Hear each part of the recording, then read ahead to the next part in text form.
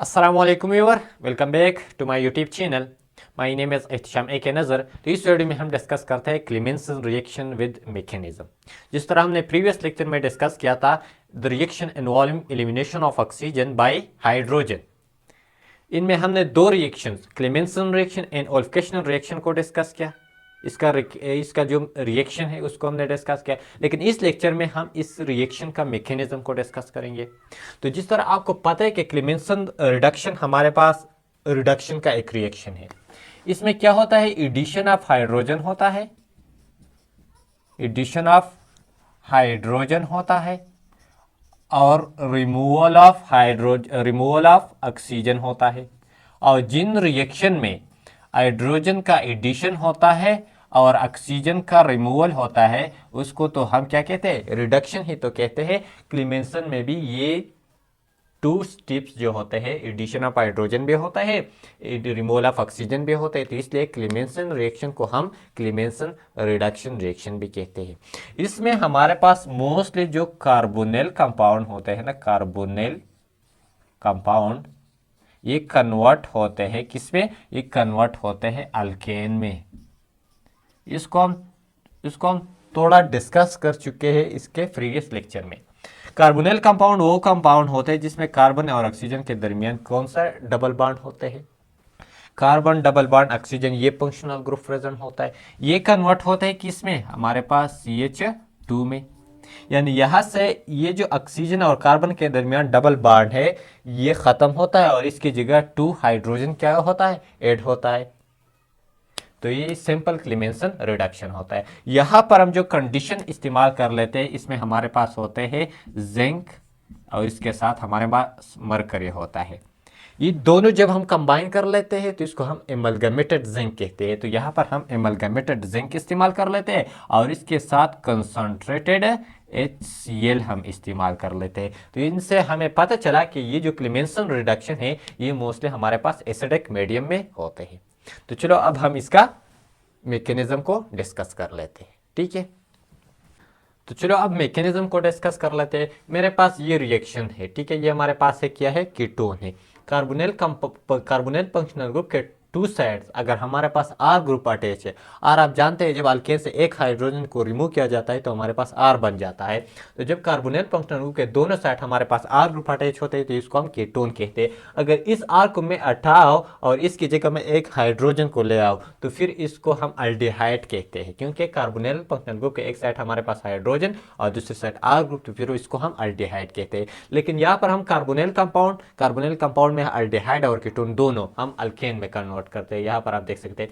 तो सिंपल यहाँ पर मैंने कीटोन को रिएक्ट किया किसके साथ, कंसंट्रेटेड HCl के साथ और जिंक एमलगम यानी एमलगमेटेड जिंक के साथ, जो हमारे पास अल्केन बना और H2O बना। अब ये रिएक्शन कैसे होते हैं इसका मैकेनिज्म हम डिस्कस कर लेते हैं। तो चलो स्टार्ट कर लेते हैं।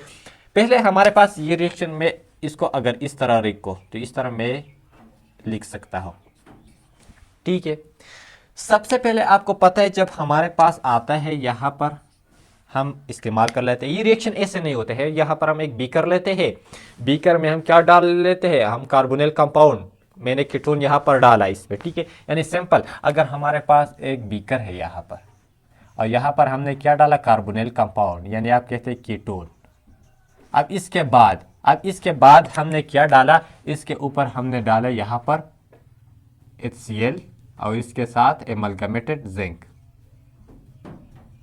तो ये हमें जो देगा यहां पर फिर हमारे पास जो बनेगा, यहां पर हमारे पास जो बना, अब इसको हम कहेंगे अल्केन। ये आप एक्सपेरिमेंट कर सकते हैं लैब में, ये कुछ इस तरह होता है। लेकिन ये कैसे होते हैं इसको हम मैकेनिज्म में डिस्कस करते हैं कि जब हम इसको डालते हैं तो इनमें ये होता है, ये बॉन्ड टूटता है, फिर ये अटैक कर लेते हैं। इसको हम थोड़ा डिस्कस करते हैं। मैकेनिज्म क्या होता है, मैकेनिज्म स्टेपवाइज क्या होता है, एक रिएक्शन का स्टडी होता है कि कैसे आप एक रिएक्शन को स्टेपवाइज स्टडी कर लेते हैं। तो सबसे पहले जब यहाँ पर हमारे पास जिंक आता है और जिंक आपको पता है कि ये हमारे पास जिंक +2 के पार में निकल जाता है, यहाँ पर 2 इलेक्ट्रॉन इनसे लॉस होता है। और आपको पता है कि इन दोनों में हमारे पास जो ऑक्सीजन होता है ये हाई इलेक्ट्रोनेगेटिव होता है, क्योंकि जब आप ये जिंक इसके सोल्यूशन में डालते हैं तो ये अपना इलेक्ट्रॉन लेता है यहाँ पर। तो जब ये इलेक्ट्रॉन लेते हैं तो हम इसको ऐसे रिप्रेजेंट कर सकते हैं कि ये हमारे पास R, कार्बन R, इसके साथ ऑक्सीजन। तो जब ये ऑक्सीजन अपना एक इलेक्ट्रॉन लेते हैं तो यहाँ पर हमारे पास नेगेटिव चार्ज क्रिएट होता है, नेगेटिव चार्ज। ठीक है, यहाँ पर हमारे पास नेगेटिव चार्ज। तो जब ये लेते हैं तो यहाँ पर हमारे पास पॉजिटिव चार्ज क्रिएट होता है, क्योंकि कार्बन ने एक इलेक्ट्रॉन लॉस किया। ऑक्सीजन का तो एक अपना था, एक इसने इनसे लिए, यहाँ पर नेगेटिव चार्ज। अब आपको पता है कि जिंक जब ये 2 इलेक्ट्रॉन को लॉस कर लेते हैं तो ये यहाँ पर अटैक कर लेते हैं। तो जब यहाँ पर अटैक कर लेते हैं तो हमारे पास कुछ इस तरह कंपाउंड बन जाता है। हमारे पास R, कार्बन R, इसके साथ ऑक्सीजन। ऑक्सीजन पर अभी भी हमारे पास कौन से चार्ज है? नेगेटिव चार्ज है। और जब ये अपना 2 इलेक्ट्रॉन इसको दे देते हैं तो यहाँ पर नेगेटिव चार्ज आता है, यानी जब ये अपना 2 इलेक्ट्रॉन इस कार्बन को दे देते हैं तो यहाँ पर नेगेटिव चार्ज क्रिएट होते हैं। अब आप कहेंगे कि नेगेटिव चार्ज क्यों? क्योंकि अगर इसने इलेक्ट्रॉन दिया तो ऐसे होने चाहिए थे कि कार्बन न्यूट्रल होता, लेकिन इनसे एक इलेक्ट्रॉन लॉस होने की वजह से यहाँ पर पॉजिटिव चार्ज आया था। और इस जिंक ने 2 इलेक्ट्रॉन इसको दिए। जब 2 इलेक्ट्रॉन इसको दिए तो अभी एक तो इनसे न्यूट्रल हो जाएगा, लेकिन ये जो दूसरा इलेक्ट्रॉन है इसकी वजह से कार्बन पर नेगेटिव चार्ज क्रिएट होगा। ठीक है, और ऑक्सीजन पर भी पहले से हमारे पास नेगेटिव चार्ज। क्लियर अभी तक? ऐसे कुछ होता है। अब आपको पता है कि आपने क्या लिया है, आपने ऑलरेडी लिया है हमारे पास कंसंट्रेटेड HCl। तो इन HCl से हमारे पास 2 हाइड्रोजन आते हैं H+ के फॉर्म में। ये किन से आता है? ये हमारे पास HCl से। HCl पर ये बार टूट जाता है, क्लोरीन पर नेगेटिव चार्ज, हाइड्रोजन पर पॉजिटिव चार्ज क्रिएट होता है। तो जब ये 2 हाइड्रोजन आते हैं, एक हाइड्रोजन इस ऑक्सीजन के साथ और एक हाइड्रोजन इस ऑक्सीजन के साथ, तो इनमें से एक हाइड्रोजन इसके साथ अटैच होता है, जो दूसरा होता है इसके साथ अटैच होते हैं। ठीक है, थोड़ा काला आया था मोबाइल पर।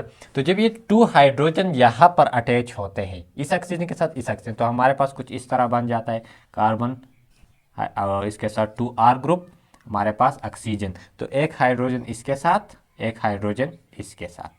तो हम कुछ इस तरह लिख सकते हैं कि दोनों हाइड्रोजन में से एक हाइड्रोजन कार्बन के साथ, एक हाइड्रोजन हमारे पास किसके साथ? ऑक्सीजन के साथ। तो ये कर लेते हैं।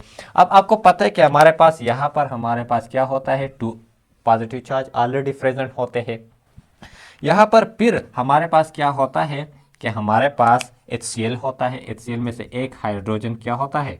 यहाँ से आता है, ये भी HCl से आते हैं। Cl नेगेटिव फॉर्म में बाहर निकल जाता है और इसके साथ हाइड्रोजन। ये Cl क्या काम कर लेते हैं? Cl जब नेगेटिव फॉर्म में आते हैं तो ये Zinc+2 होते हैं ना, यहाँ पर जो इलेक्ट्रॉन इसके साथ रिएक्ट कर लेते हैं, लेकिन वो हम यहाँ पर नहीं लिखते। इसको आपको थोड़ा ये रिएक्शन मैकेनिज्म को देखना चाहिए कि जब ये हाइड्रोजन H+ HCl से आते हैं तो यहाँ पर अटैक कर लेते हैं। तो जब हमारे पास ये रिएक्शन यहाँ पर अटैक कर लेते हैं तो हमारे पास कुछ इस तरह बनेगा, वही R, कार्बन R, इसके साथ OH के साथ जब हम OH2 लिख सकते हैं। अब आपको पता है क्योंकि एक हाइड्रोजन पहले से था, एक हाइड्रोजन ये आया, तो OH2 हम लिख सकते हैं कि नहीं? ऑटोमेटिकली हम लिख सकते हैं, क्योंकि एक हाइड्रोजन ये, एक 2 हाइड्रोजन ही, लेकिन इसके ऊपर मैंने पॉजिटिव चार्ज लिखा। अब मैंने ये पॉजिटिव चार्ज क्यों लिखा? आपको पता है यहाँ पर कोई चार्ज नहीं है। इसने जब यहाँ पर अटैच हुआ, हमारे पास एक ग्रुप है फॉर एग्जांपल, इस पर कोई चार्ज नहीं है, लेकिन ऐसे स्पीशीज आता है जहाँ पर पॉजिटिव चार्ज। अब इस एक स्पीशीज की वजह से इस हाइड्रोजन पर जो पॉजिटिव चार्ज है, इसकी वजह से ओवरऑल OH2 पर पॉजिटिव चार्ज आएगा। ठीक है, और यहाँ पर हाइड्रोजन अटैच है।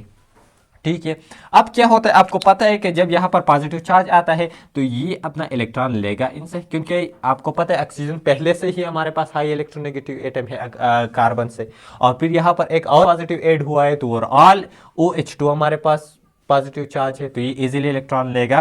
तो जब ये इजीली इलेक्ट्रॉन लेगा तो ये H2 के फॉर्म में बाहर निकलेगा, -H2 के फॉर्म में बाहर निकलेगा, जो मैंने यहाँ पर लिखा है। H2 भी रिमूव होगा तो हमारे पास क्या बनेगा? हमारे पास R, कार्बन R, और यहाँ पर हमारे पास एक हाइड्रोजन हम यहाँ पर ऐसे लिख सकते हैं। ठीक है, ये वाला चलो मैं ऊपर लिखता हूँ क्योंकि फिर आप कंफ्यूज होंगे। तो ये वाला हमारे पास हाइड्रोजन है। ठीक है, यहाँ पर जब ये लेगा तो यहाँ पर पॉजिटिव चार्ज क्रिएट होगा।